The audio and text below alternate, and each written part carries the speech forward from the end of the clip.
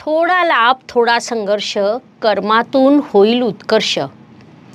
नमस्कार, मी Astroguru doctor ज्योती जोशी सर्व ज्योतिषप्रेमी व अभ्यासकांचं मनपूर्वक स्वागत करते. आपण नेहमीच ग्रहांच्या राशी परिवर्तनाचा अभ्यास करीत असतो. प्रत्येक राशीवर त्याचे होणारे परिणाम शास्त्रशुद्ध पद्धतीने समजून घेत असतो. त्यानुसार दिनांक 30 ऑक्टोबर रोजी ज्योतिषशास्त्रानुसार एक खूप मोठी घटना घडणार आहे. कारण या दिवशी राहू ग्रह राशी परिवर्तन करणार आहे. हे केवळ राहूचं राशी परिवर्तन नसून यामुळे गुरु आणि राहू या दोन ग्रहांची युती देखील समाप्त होणार आहे. त्यामुळेच हे परिवर्तन, ही घटना खूप महत्त्वाची ठरणार आहे. या घटनेचे राशीनुसार होणारे परिणाम आपण समजून घेणार आहोत. त्यामध्ये आजच्या भागात आपण वृश्चिक राशीवर होणारे परिणाम समजून घेणार आहोत. तसंच या काळात करावयाचे विशेष उपाय देखील मी तुम्हाला व्हिडिओच्या शेवटी सांगणार आहे. म्हणून आजच्या भागाला शेवटपर्यंत बघायला विसरू नका. तसंच ही माहिती तुम्हाला आवडल्यास लाईक व शेअर नक्की करा, जेणेकरून इतरांपर्यंत देखील ती पोहोचू शकेल.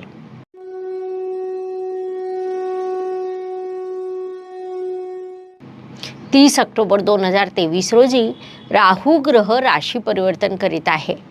तो मेष राशीतून मीन राशीमध्ये म्हणजे तुमच्या पंचम स्थानात प्रवेश करणार आहे. त्याचवेळी गुरु राहू युती देखील समाप्त होणार आहे. त्यामुळे गुरु आणि राहू या दोघांच्या एकत्रित परिणामांचा आपल्याला अभ्यास करावा लागणार आहे. राहू समजून घेताना या राहूच्या अनेक शुभ बाबी आहेत, तर काही अशुभ बाबी देखील आहेत. त्यात एक वेगळा विभाग येतो, तो म्हणजे राहू काळ होय. राहू काळाचं महत्त्व, काल सर्पयोग, त्याचे प्रकार हे देखील आपण सर्व समजून घेणार आहोत. आपण मुख्यतः राहूला समजून घेणार आहोत. राहू समजून घेत असताना त्याची केवळ एकच बाजू समजून घेऊ असं नाही, तर राहूची दुसरी बाजू देखील आपण समजून घेणार आहोत. कारण राहूविषयी केवळ नकारात्मक बाजूने समाजात गैरसमज पसरला. तसंच जर केवळ आपण सकारात्मक बाबी मांडल्या तरी गैरसमज पसरतील. आपल्या पराशर ऋषींनी सांगितलेलं आहे की प्रत्येक ग्रहाला आधी समजून घ्या, त्यानंतर त्यांच्या फळांचा विचार करा. तसंच कोणताही ग्रह हा कधीच एकटा परिणाम करत नाही. राहू ज्या ग्रहाच्या राशीत असतो त्या राशीचं बळ तो स्वतःकडे ओढून घेतो. अर्थातच त्यामुळे राहूचे प्रत्येक ग्रहाशी होणारे योग देखील तेवढेच महत्त्वाचे ठरतात. त्यामुळे पत्रिकेचा अभ्यास करीत असताना एकट्या राहूवरून कोणताही निष्कर्ष काढू नये. तो शुभ किंवा अशुभ जो काही परिणाम देत असेल त्यासाठी अन्य ग्रहांची स्थिती देखील तेवढीच महत्त्वाची असते. मनुष्य जीवनातील अनेक गोष्टी अशा असतात की ज्या राहू उचलून धरतो. तुमच्या बुद्धीवर सर्वात जास्त प्रभाव टाकणारा ग्रह म्हणजे राहू होय. तुमच्या वाणीवर प्रभाव टाकणारा ग्रह म्हणजे राहू होय. वार्तालाप करणं, संचार सेवा, मीडिया, तुमचे विचार हे सर्व राहूवरून ठरतं. तुमच्या मनात निर्माण होणारा भ्रम म्हणजे राहू होय. तुमच्या आयुष्यातील संघर्ष म्हणजे राहू होय. या संघर्षाला सहजतेने बाजूला करून प्रगती साध्य करून देणारा ग्रह म्हणजे राहू होय. तर अशा राहू परिवर्तनाचा अभ्यास करताना आपण मुख्यतः चंद्र राशी बघत असतो. चंद्र राशीवर 60%, लग्न राशीवर 30% आणि रवी राशीवर 10% या पद्धतीने त्याचा प्रभाव होतो. ज्यावेळी आम्ही व्हिडिओला आलेल्या कमेंट वाचतो तेव्हा दर चौथी कमेंट ही या बाबतीत असते की आम्ही हे परिवर्तन कुठल्या राशीने समजून घ्यावं. ग्रहांच्या गोचरचा प्रभाव मुख्यतः चंद्र राशीवर पडत असतो. त्याचं कारण म्हणजे आपल्या महादशा, अंतर्दशा या देखील चंद्र नक्षत्रावर आधारित असतात. चंद्रानुसार आपलं गोचर ठरतं, मनाच्या भावना ठरतात आणि त्याचे प्रभाव आपल्यावर पडत असतात. वृश्चिक राशीच्या बाबतीत सांगायचं झाल्यास राहू आणि गुरु यांची युती तुमच्या 6ष्ठ स्थानात मागील काही काळापासून झालेली आहे. या युतीने तुम्हाला अनेक संघर्ष दिले, अनेक बाबतीत यश देखील दिलं, व्यावसायिक नवीन कल्पना देखील दिल्या, प्रचंड परिश्रम करायला लावले. त्या परिश्रमानंतर यश हाताशी येतंय असं वाटत असताना ते यश हाताबाहेर देखील गेलं. हे सगळं खरं जरी असलं तरी सगळ्यात मोठा ग्रह म्हणजे शनिदेव होय, ते तुमच्या चतुर्थ स्थानात विराजमान असून तिथे शश राजयोग निर्माण करीत आहे, जो पंचमहापुरुष योगापैकी एक मोठा राजयोग मानला जातो. त्याचे शुभ प्रभाव तुम्हाला प्राप्त होत आहेतच, मात्र आपण आता राहूचा अभ्यास करतोय. तो करीत असताना म्हणजे राहूच्या गोचरमुळे गुरुदेव स्वतंत्र होणार आहे आणि म्हणून गुरुदेवांचा देखील अभ्यास करतोय. गुरुदेव वृश्चिक राशीच्या 6ष्ठ स्थानात विराजमान आहे. एका अर्थत्रिकोणाचे स्वामी होऊन ते दुसऱ्या अर्थत्रिकोणाच्या स्थानात विराजमान आहे. महत्त्वाची बाब म्हणजे ते पत्रिकेत एकटेच अर्थत्रिकोण पूर्ण करीत आहेत. त्यामुळे अर्थप्राप्तीचे विविध योग गुरु महाराजांद्वारे तुमच्यासाठी निर्माण होतील. 6ष्ठ स्थानातील गुरुदेव अनेक वेळा BP, शुगर यासारखे विकार देखील देतात.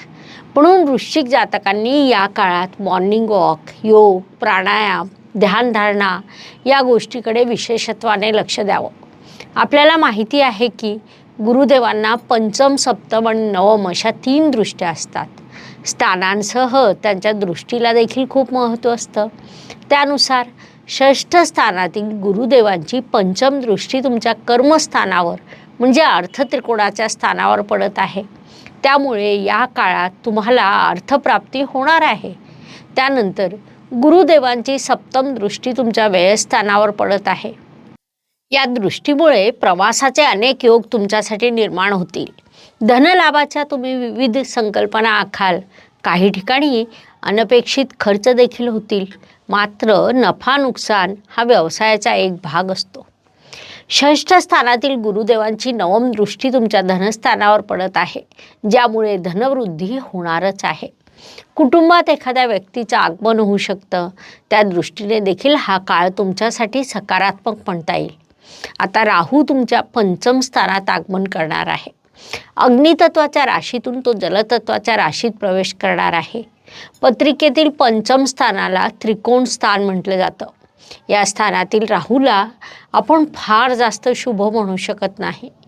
नैसर्गिक शुभग्रहांसाठी हे स्थान शुभ जरी असलं तरी पापग्रहासाठी काही बाबतीत शुभ तर काही बाबतीत अशुभ असे प्रभाव होताना दिसून येतात. जे वृश्चिक जातक टेक्निकल किंवा मेकॅनिकल क्षेत्रात आहे, संशोधन कार्यात आहे, त्यांना कदाचित पंचम स्थानातील राहू मदत करू शकतो. अन्यथा या काळात तुम्हाला नेहमीपेक्षा थोडा अधिक अभ्यास करावा लागेल. नेहमीच तेव्हाच तुम्ही अपेक्षित यश गाठू शकाल. तुम्ही सातत्याने प्रगती करीत आहात. मध्यंतरी काही कालखंड आला तर त्यात नियमित अभ्यास करून स्वतःच्या प्रगतीत एक सातत्य ठेवणं तुमच्यासाठी आवश्यक आहे. ही बाब वृश्चिक जातकांनी प्रामुख्याने लक्षात घ्यायला हवी. गुरुप्रमाणेच राहूला देखील पंचम, सप्तम आणि नवम अशा एकूण 3 दृष्ट्या असतात. स्थानांसह त्याच्या दृष्टीलाही खूप महत्त्व असतं. त्यानुसार पंचम स्थानातील राहूची दृष्टी तुमच्या भाग्यस्थानावर पडेल. या दृष्टीद्वारे राहू तुम्हाला सूचित करेल की तुम्ही आपले कर्म करीत राहा. भाग्यावर जास्त विसंबून राहू नका. भाग्याची साथ तुम्हाला फार काही मिळणार नाही. अर्थात या गोष्टीसाठी वृश्चिक जातक सदैव तयार असतात, कारण ही मुळातच परिश्रमात अग्रेसर राहणाऱ्या लोकांची राशी आहे. ते भाग्यावर फार विसंबून राहत नाही. त्यांचा संपूर्ण विश्वास हा केवळ कर्मावर असतो. तोच विश्वास या काळात तुमच्यासाठी उपयुक्त ठरणार आहे. राहूची सप्तम दृष्टी तुमच्या लाभस्थानावर पडेल. ज्योतिष नियमानुसार कोणत्याही ग्रहाचा कितीही विपरीत स्थिती असू द्या, शुभ असू द्या किंवा अशुभ असू द्या, तरीही तुमचे कर्म, तुमचे परिश्रम तुम्हाला लाभ देणार आहेत, हे यातून स्पष्ट होतं. त्यामुळे वृश्चिक जातकांना लाभाच्या अनेक संधी प्राप्त होतील. त्या संधीचा तुम्ही देखील उपयोग करून घ्याल आणि आयुष्यात प्रगतीच्या दिशेने तुमची वाटचाल सुरू राहील. पंचम स्थानातील राहूची नवम दृष्टी तुमच्या राशीवर पडेल. पापग्रहाची दृष्टी राशीवर पडेल म्हणून ती तुम्हाला परिश्रम करायला लावते. कधीकधी परिश्रमातून अति थकवा देखील देते आणि त्या थकव्यातून यश देखील देते. हे सर्व जरी खरं असलं तरी पंचमातील राहू संततीच्या संदर्भात काही प्रश्न निर्माण करणं, संततीच्या आरोग्यासंदर्भात काही प्रश्न निर्माण करणं किंवा संततीने तुमचं न ऐकणं यासारखे प्रभाव देखील देणार आहे. त्यामुळे ही परिस्थिती शांततेने समजदारीने निभावणं हे सर्वस्वी तुमच्याच हातात राहील.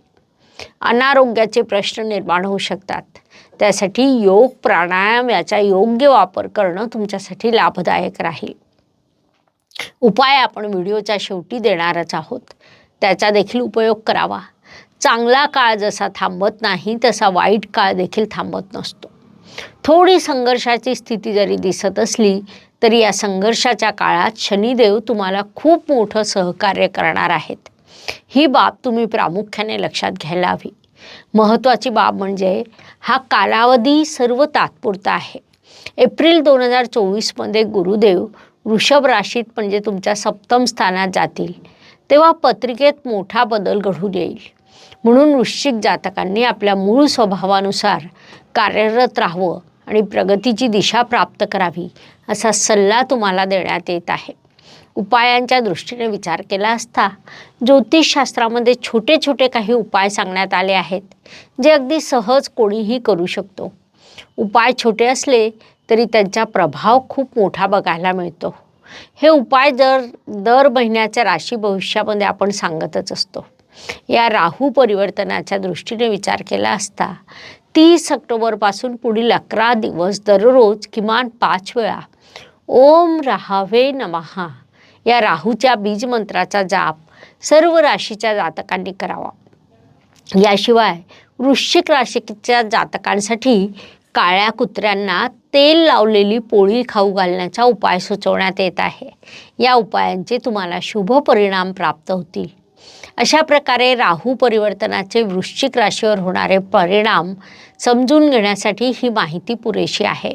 आता आपण थांबूया. पुढील भागात पुढील राशीवर होणारे परिणाम आपण समजून घेणार आहोत.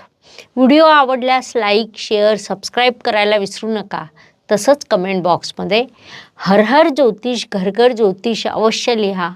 धन्यवाद. शुभम भवतु. जय ज्योतिष. नमस्कार.